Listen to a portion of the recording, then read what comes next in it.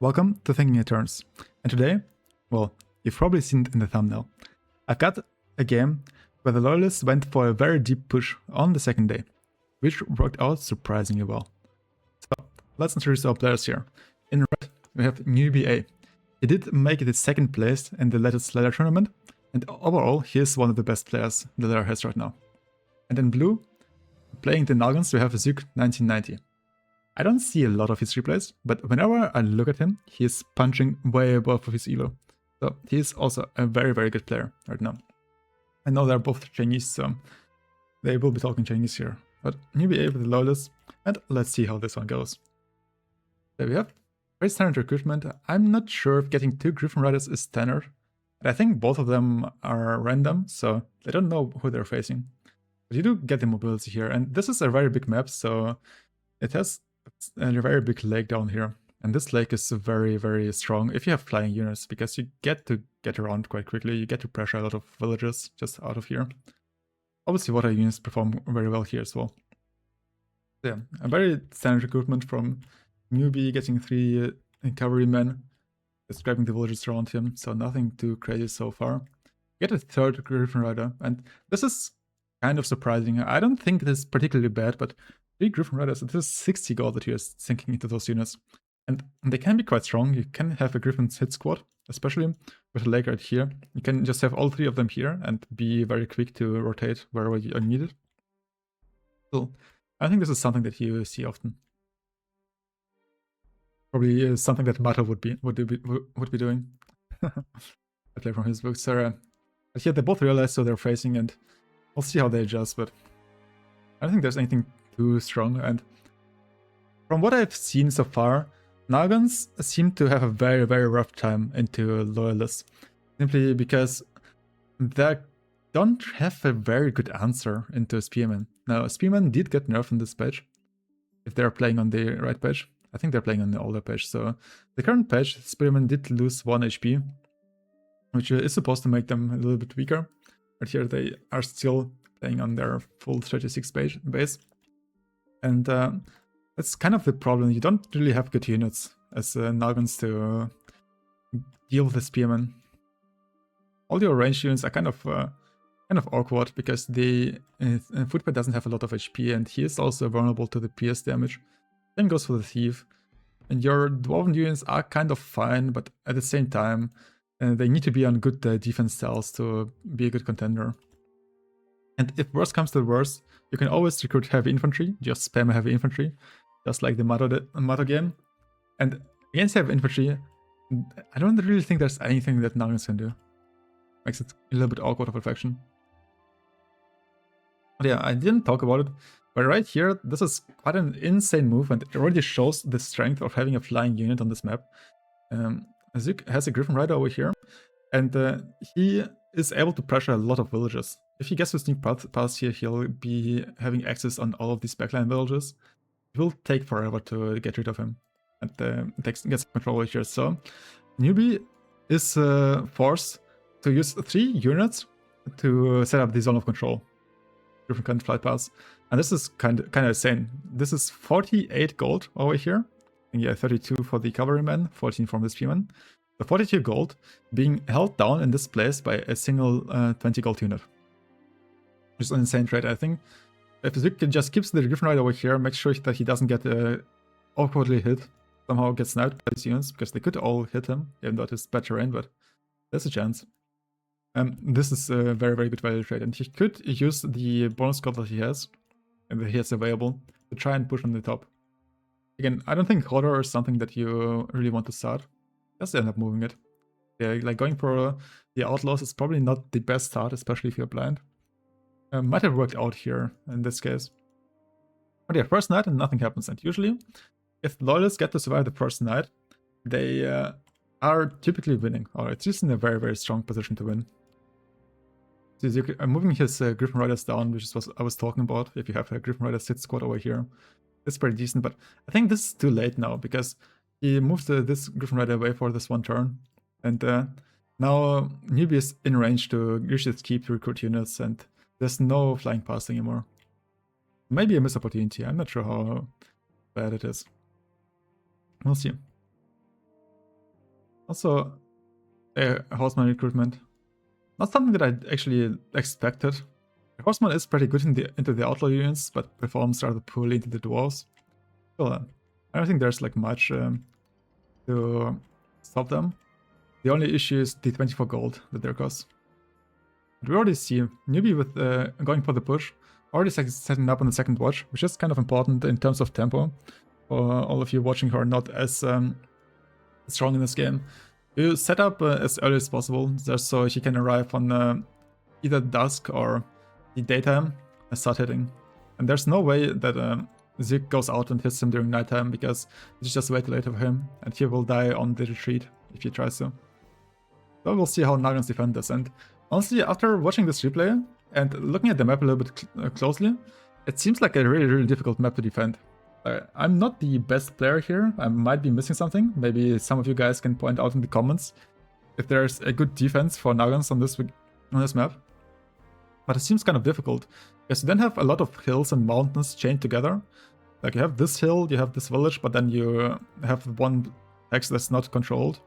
Then you can probably go back, get onto this village, get onto the mountain, get onto the forest or something, but it does look kind of awkward to hold like this, and you need to have an outlaw in the forest, since the dwarves also don't do particularly well on it. Same goes for the top as well. You have like this square that's kind of difficult to defend, so now he's got Dwarvish Fighter on the fungus over here. I'm not sure, it seems like a rather difficult one. You can probably do it, especially if you just put 3 guardsmen on all the villages. Sure, that will work out. But we'll see how this goes. So far, Newbie finds the first engagement with the footpad. And you see, honestly, it's not the best trade. I think he got hit one more time than expected. The spearmen are very strong in this matchup. They're so cost efficient. And yeah, you already see some problems out here. And I love the move by Newbie to just recruit some units down here, even a cavalry rider. So he has the defense and the pressure down here. Now, I think Zook could have tried to just use his Griffin Riders to fly past, which it's kind of risky. Like all this cav has so much movement points, they can always catch up and start hitting. But at least you would have some pressure on these villagers and maybe deter some of this cavalry from moving forward. We see the mage in action. Also insane hits. I wish I could just go back on the turn and show it again, but 3 hits from the mage, 8 damage per hit. Such a good unit. Or more or less a glass cannon. And it's a shame we don't see them often, but they're a specialist here, so let's see. And gets 2 hits in the horseman as well. So gets quite lucky with his hits right here. And losing this one bullish makes it really difficult to play. So you already have most of your dwarven units on kind of bad terrain. You have this guardsman on 30% flatland. You have this dwarvish fighter on 30% flatland. But once you lose this village, and if a newbie can actually run past all of this, there's really not a lot for you to rely on. All these mountains, all these hills are first of all difficult to get to, and they're also not really in amazing positions for you. So we'll see how this plays out. Zook complaining, 35 HP, yes, I think it was a quick dwarvish fighter maybe. It was very squishy indeed. See the horseman, oh, missing 2 hits, this feels bad. And this dwarvish fighter, honestly, holding the line, being resilient and dishing out the damage. So this is at least some saving grace for Zook right here. But Newbie already ran past with this cavalryman, and this one cavalryman is annoying to deal with.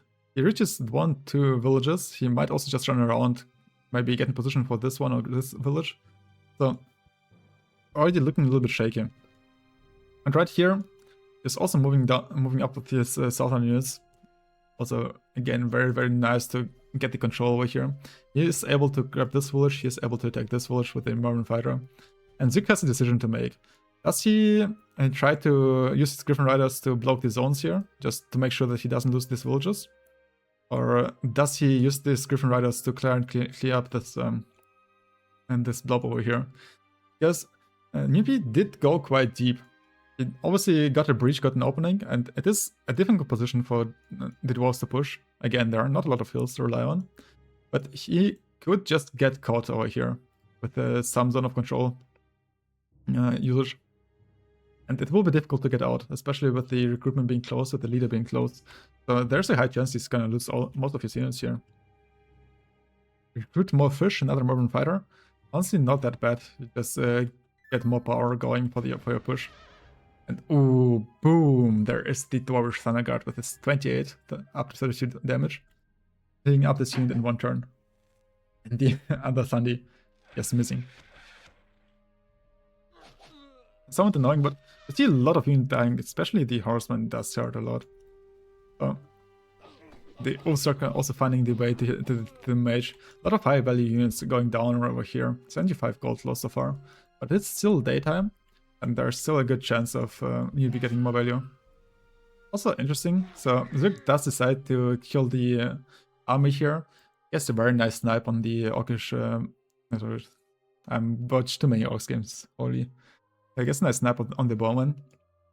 And completely locks these units in, so now the only way for them to go is kind of forward. Or maybe not even. You would need to either kill the Poacher somehow or maybe kill the Griffin Rider. So this is an awkward spot.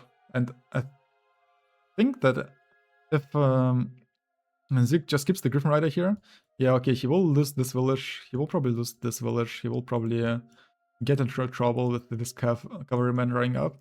But you get to clear up all these units, get some XP off it, maybe recruit more units to hold from whatever is there. And maybe even use the tempo if you clear this up to just move forward. That doesn't look too bad, but Duke decides to move the Griffin Rider out here, just to lock this cavalryman in. And this opens quite an opportunity for Newbie. So he right now sees, okay, I can't get out of here. It is very difficult, I am outmanned. So he just decides to push up and just push forward. You know, if there's no way back, just keep on pushing forward, right? Was trying to get the Griffin Rider, hitting something with a lot of value. Ends up getting it. So, I find himself getting one more Poacher kill. And gradually grabbing the villagers. And this seems really bad at this point for Zix. So I think opening this fort, opening the push over here, did make this game a lot more difficult to play, because now he not only loses these two villages, but he will also start losing everything else around him to this quick cavalryman. And even if a newbie decides to not commit to it, he also has a path out. These sides. Ooh, another hit for 34. Boom, with the Dwarvish Thunder Guard. 100% hit rate so far. This is what we like. Followed up by a miss. You hate to see it. I think has been pretty average hits for Zug. Even finds the opportunity to grab this village, although it's just one Griffin Rider. He might be able to grab one or two more, but he will likely get it cleared up by the reinforcements coming in. No. Some more action, but just not enough units on the side. And since he decided to go back with all his Griffin Riders, he doesn't really have the manpower to clear this up quickly. So we see Newbie also deciding to grab the villages. He's holding 4 of these right now. He will eventually lose these units. If he wants to, he can also just get out as well and to preserve them. But eventually he will end up losing these units, but this economy lead should give him enough gold to recruit another wave to send up north. And we've seen this quite a lot of times where one player sacrifices, or at least loses his economy, that wins the battle. And usually the economy ends up winning simply because you get to spam more units, and these levels don't really matter much if you get hit by twice the amount of units coming at you. Very, very common if you ever see orcs being played. So Newbie even can surround the Griffin Rider, and even if he doesn't die, he won't be able to get any more villages, so let's clean up here. Maybe a little bit of a mistake on Zig's part. And you hate to see it. It evolved from 30% flatland, just getting cleared up like this. But as I said, it is a difficult map. There are not a lot of hills to play around. Ooh, the Thunderer missing, yeah. Thief missing everything. Oh my god, this bowman. Insane. But he still gets hit by the Thunder Guard. This Thunder Guard is quite the MVP right now. What would you do without him? 28 damage with one hit. Ends up losing one more village though because he didn't have anyone to protect it. He also didn't get to capture this village this turn, so still down by quite a bit of eco. Plus 30 gold. Oh my god, I didn't even see this the first time. But yeah, quite a huge income. Shinobi obviously doesn't get the keep. Ooh, the wolf going down. Oh, circus. You love them, you hate them. It is like one unit is always gonna die. I assume he had better chances, so this is why he went for the trade. Although they couldn't have been too high. This spearman was close to full HP. But the Thunderer here, being up anyway. Also moving up with his Griffin Rider, and right now you can already see where this is going. So and there's a new wave of the Loyalist units, and Zig still hasn't cleared up all of this, right? He still needs to invest his units to this direction. So I think he just moves up, trying to get kills, trying to stall out and the push as much as possible, and buy himself enough time to get his eco in order. We'll see if this is going to be enough though.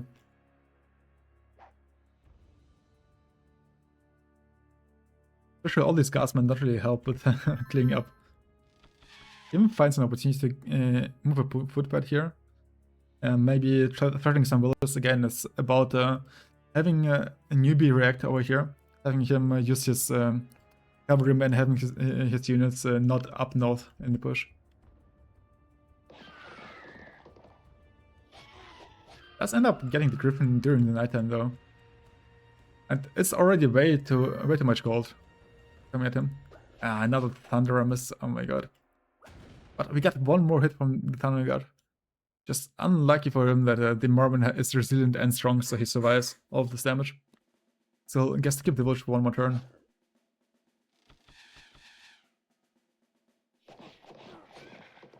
This engagement is not that bad. The Thunder Guard with his piercing damage actually does pretty well against the cavalry. Still not a lot of damage, but it is something. Yeah, well, what can you do? I think Zuk moved his Obstacle here to play for the village. He loses the next one. The cavalryman just too quick catch. Always one step ahead. Does end up getting the frontline village, but I don't think he can get much more than this. And this is already down, so daytime is approaching, and Zuk is yet to stabilize his position.